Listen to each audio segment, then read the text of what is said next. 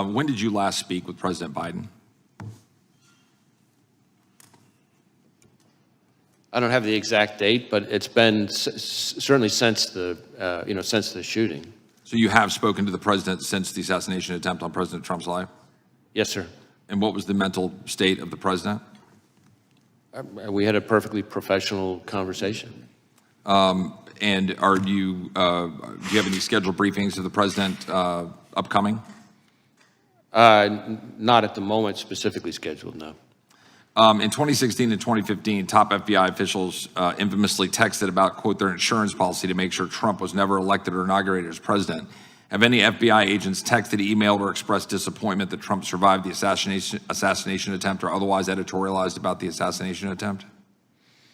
I don't know about any agents. There have been at least 2 instances, I think, or 1 instance of an individual who posted something that I consider outrageous and totally inappropriate and unacceptable. And that individual has been referred to our inspection division, which is the arm, our sort of internal affairs investigatory arm that does the disciplinary process. Okay. Will you report back to this committee any other incidents? I'll do my best to share information with the committee. You testified earlier that the FBI maintains high standards irrespective of so-called diversity efforts.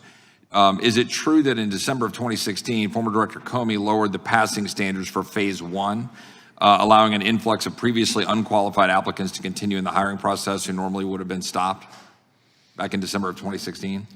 Yeah, I can't speak to Director Comey's what were the changes. I can tell you that at least since I've been director, changes that we have made to... Well, we're standing on a specific question. Were standards changed? Phase 1, this is a specific part of the process. Were they changed in 2016? Well, I don't recall if they were changed in 2016. Obviously, I started, as your question presupposes, after that. What I can tell you is, since that time, we have made changes to various phases of the process, but none of them, this is important, none of them lowered the standards. In fact, if anything, they actually increased. Are you familiar with reporting that we have, and we've asked questions to you about this, I'm not sure the result of the questions, that to more, quote, easily accommodate a larger pool of available applicants, FBI special agent hiring standards have been relaxed and requirements measurably lowered.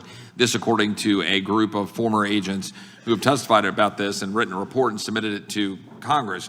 In addition, specifically, minority, people with 20-year careers, one in particular, a minority who served for more than 20 years, wrote in this report and submitted it to Congress saying that these standards were in fact lowered and that in fact if you were hiring, you were moved off of hiring if you put quality above these kinds of DEI requirements. Do you reject this report? And do you have comments on this report? I haven't read. You're aware of the report. I'm aware of the report. I know that I've read every detail of it, but I can tell you that the claim that we have lowered our standards to be less selective and less competitive is not accurate. So do you believe these former agents are lying to Congress when they submit a report to Congress stipulating and suggesting otherwise? Or are you saying that they are lying? I'm saying they're mistaken. Okay, but they're affirmatively on the record. They're telling us and submitting a report to Congress saying that those facts are directly in contradicting what you're testifying here today. So I just want to be clear so we know we're saying that they are submitting evidence to our record to the contrary that you say is untruthful. I encounter all the time when I travel around the country and have conversations with our agents, and one of the things I try to do is have meetings with some of the longer serving agents without executive management. That's okay. My only question is and my point here's the implication is it's untruthful. So but I need to move on. I got 1 minute left. Are you familiar with the case of Paulette Harlow? She's a 75-year-old elderly woman from Massachusetts with a debilitating medical condition.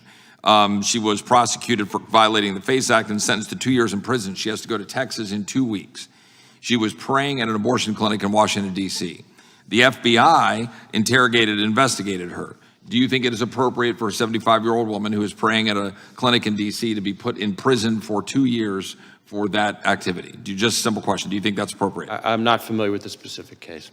You're not familiar with that case. It's been significantly in the headlines, but you don't know how to comment on that case, that it's appropriate for a 75-year-old woman to be put in prison for 2 years for praying at a clinic. Again, since I'm not familiar with the case, I don't want to start weighing in because I don't know all the facts. But what I can tell you is that when it comes to FACE Act enforcement and abortion-related violent extremism, I think one of the things that gets lost, and I appreciate the opportunity to clarify it, is that really since the Dobbs decision, Actually, more of our abortion-related violent extremism investigations have focused on violence against pro-life facilities as opposed to the other way around. And we've had a number of investigations. We're using FASAC resources Yeah. and our JTTFs. We're still waiting on responses on letters that we've sent indicating the data to the contrary, that there's been significant amount of efforts in targeting of people who are pro-lifers who go to clinics, and that they've been prosecuted, like this case, a 75-year-old woman who is now going to jail in Texas for 2 years because she was praying at a clinic in Washington, D.C. And we've submitted questions on that, and I'd appreciate a response on it. I yield back. Gentleman yields back. Gentlelady from